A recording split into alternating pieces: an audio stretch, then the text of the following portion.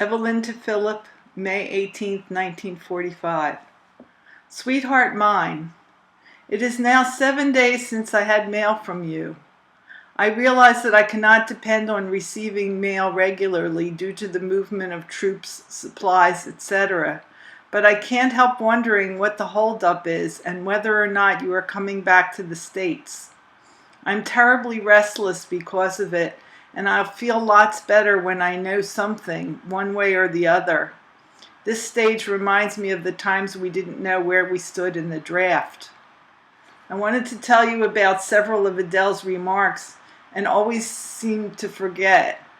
The other day she said to Mom, "Nan, Mom, do me a favor, bring me up a glass of milk."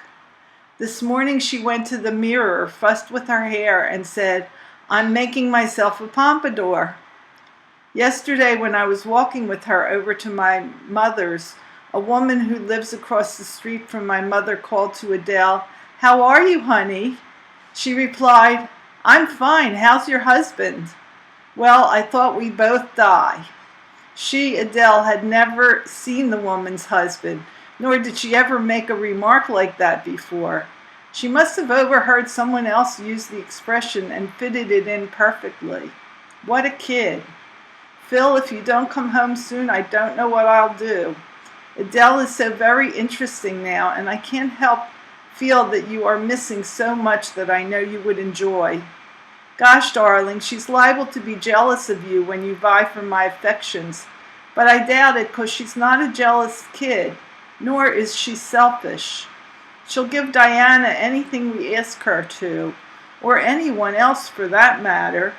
Most kids usually won't part with their possessions. I know Diana won't, but Adele always did. It really doesn't matter, for it is what they do when they are older that counts the most. Adele napped one day this week, but for the most part, she has more or less cut out the afternoon naps. I'd say she naps about 2 to 3 times a week now. She's been sleeping very soundly and has been so good lately that I'm afraid to talk about it for fear something will change. Last night I bathed her, sewed and knitted, and washed some clothes.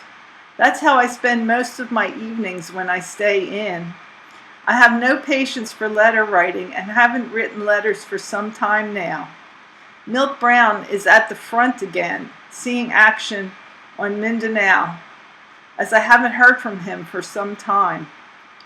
Remember Dotsie, Ben's niece, candy store?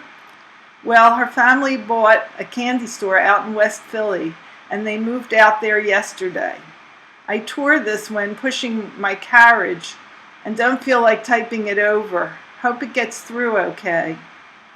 I'm hoping there will be some mail from me tomorrow. That's all I seem to think about anymore. Good night, honey. I love you so very much and am so impatient for some word from you. Your Ev.